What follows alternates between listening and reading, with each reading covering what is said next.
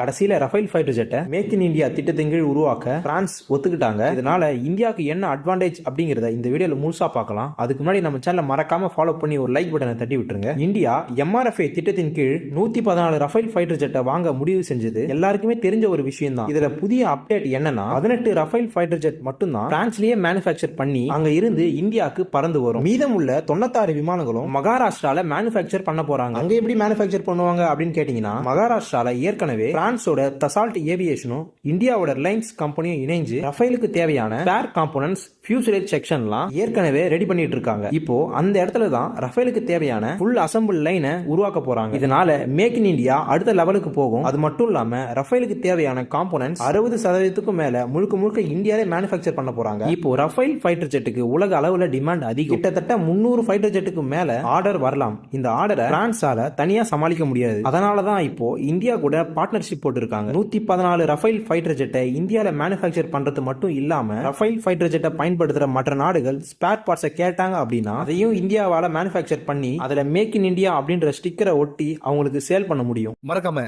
Surprise பண்ணுங்க. Thank you.